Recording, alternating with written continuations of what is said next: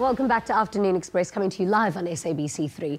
Now, Ryan Stamrood, the man who swam Robben Island, crossing 69 times, is with us in the loft today to share his incredibly brave journey and talk about his upcoming ventures. He has successfully completed some of the world's toughest cold water long-distance swims and has completed ice miles within both the Arctic and Antarctic regions. And he's done all of this in only a Speedo. Well, I say Speedo, but actually, there was also that one time when you went from Russia to the USA completely naked. No, I did not. That's a rumour. No, was it a rumour? I deny. Really? Yes. Did you not do it? No, you were supposed sometimes to. it gets confusing because the term naked refers to guys swimming in Speedos or wetsuit. So it's naked or wetsuit. Okay, well, you so can see where that would have caught me. You see where that would have caught my attention. It would have gone viral. But welcome to the show. You've been here before. I have indeed. And I mean, you've just done so well. You've done such absolutely incredible stuff. Just to remind our viewers, how did your journey with extreme swimming begin? Well, I'm glad you said the word journey, because that's exactly what it is. You don't wake up one day and decide to do kind of the stuff that I'm doing. I first started swimming about 15 years ago, and my first big challenge was to get through the first swimming squad of about 40 lengths, which nearly killed me. And then slowly, you know, you stick to it, and eventually I was challenged to do a Robben Island crossing from Robben Island to Bloberg. You mentioned I've done it 69 times. That was 2 days ago. It's now 71, so the tally tally keeps counting. And a lot of little things that I've deemed impossible for myself, I've then set as a goal and achieved, and realized it actually wasn't as hard as I thought or as impossible. And I've just taken that journey to some silly levels. Amazing. We've actually got a little clip here on some of the extraordinary things that you've done in water. Should we have a look?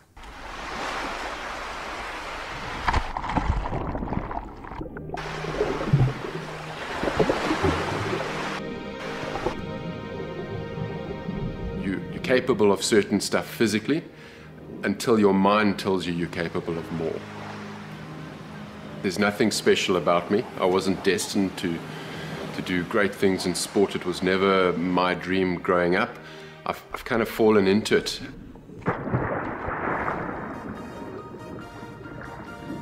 With swimming, it's very solitary. You're facing down, looking down into the deep ocean. You see stuff down there, and it keeps you alive. That is so inspiring. It keeps you alive. Very dramatic. But I mean, were you an especially good swimmer? Because I've got this battle with myself where I want to be a runner. Like when I see people running just for I think it's so amazing. But 2 minutes on the treadmill is over for me. But now running in the ocean must be even more defeating. So you must have been a really good swimmer to start off with in order to... Not at all, actually. I'm not a great swimmer. My coach, Gary Freeling, will tell you that openly. He's given up on trying to get my stroke right. But I do indeed love the water, and I love swimming. And I've just taken it to different levels. It's a very challenging sport indeed. You know, as you heard earlier, the triathletes, you know, the swim, which is the shortest part, is usually the biggest challenge. But that's, you know, don't ask me to run or cycle. I'm a swimmer. That's what I'll stick to. How do you get your body to kind of acclimatize to such cold? I mean, Antarctica, you know, that's freezing. That's dangerous to put your body in those levels. Indeed. So, I mean, I suppose your mind has got to be a lot stronger than what your body is then. But how do you train or prepare for something like that? Yeah, 100%. It is very much a mental game, but you have to get your body ready. So, first and foremost, if you're going to do something in extreme cold conditions, you're going to do a distance. You can't be fit just to swim that distance. You've got to be fit to swim a lot further, because the cold impacts your body and your muscles profoundly, and it knocks a lot out of you. So I train a lot. I spend a lot of time in swimming pools to get fit. I spend a lot of time in our oceans in and around Cape Town. And I spend a lot of time in cold to condition my body. And then I do certain other things to condition my mind, you know, as far when it's an extreme cold, like an ice bath, for example. Really? I will get a big tub. I usually go down to our local fishery down here, I&J.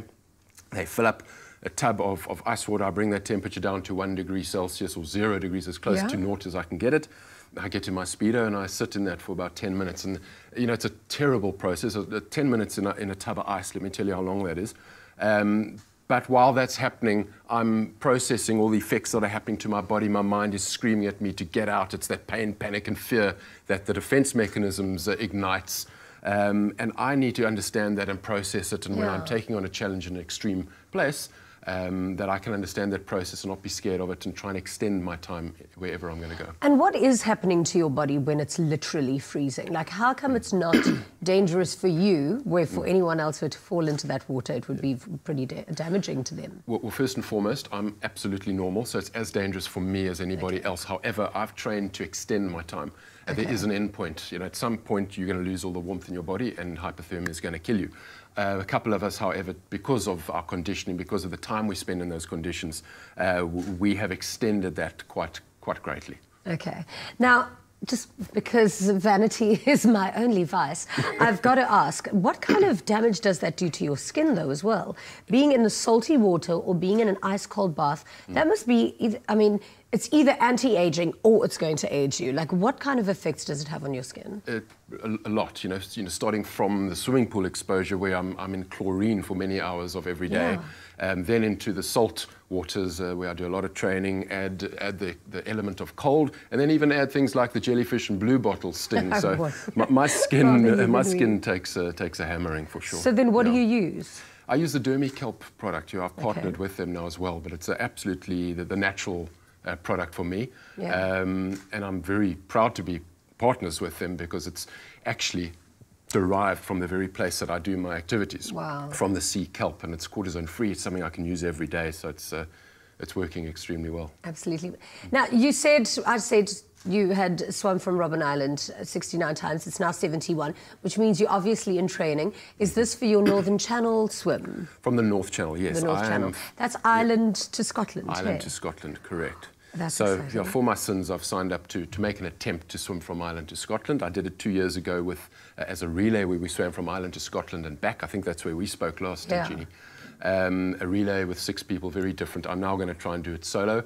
It's a long distance, 35 kilometers. It's rated as one of the most difficult swims in the world to do. Why is channels. it? Is it cold? It's far and it's very cold. Okay. And they're unpredictable currents, and there's also a beast that lives there called the lion's mane jellyfish, who I've met many times. And, Tell me about the lion's mane jellyfish. It's huge. You should Google it Is it like at home. huge? Yeah, it gets as big as your car. The average size will probably be, I don't know, about that size, but it's got sort of 20 foot of tentacles that just go everywhere and you can't avoid it. And it just wraps around you. You get stuck in it. It's absolutely How are you not scared that it can it pull you under? It doesn't, no, it doesn't pull. You know, it just floats, but it stings you proper. So you get that all over you, and the worst is when it wraps around your nose. You know, your goggles fill up with tears because it's so sore. But that said, it's so cold that you actually only feel half the effect. It's when you get out that the accumulation of the poison catches you. And then how do you look after yourself once you get out of the water? Is it just blankets, or do you have a whole treatment? There's a recovery process usually. Now, the North Channel is a very, very cold swim. It's not an ice swim. Ice swimming is from 5 degrees Celsius and below. North Channel is just a very long time, probably 12 to 14 hours that I will be exposed to. Is that how long you're going to be in the water for? Yes, it will. Wow. In 12 degrees, wearing only my Speedo. Now, I'm hoping, I'm not arrogant enough to say I'm going there to do it. I'm telling everybody naked still. I'm going to attempt it, and I hope it lets me across. I really do. I'm doing the training. And yes, when I get out, there's a recovery process. I have to reheat. A lot of the warmth has been sucked out of me. And so the first priority is to get my core temperature back to where it should be, and then I start worrying about everything else and my daily skincare and everything else. Well, then you know that you are one of our heroes here at Afternoon Express. So we're sending you all of our love and all of our luck, and I'm pretty sure you're going to absolutely nail it. Best of luck. Best wishes. Thank you so much. I'm so excited for you. Appreciate your interest. having a good and healthy skincare routine is an absolute must, especially if your bare skin is subject to ice-cold water conditions and chlorinated pools like Ryan's. Now, Dermikelp has been dermatologically tested and clinically proven to rapidly smooth and protect itchy and irritated skin, and the unique formulation is free of cortisone and other harmful additives, making it suitable for long-term use and ideal for all ages.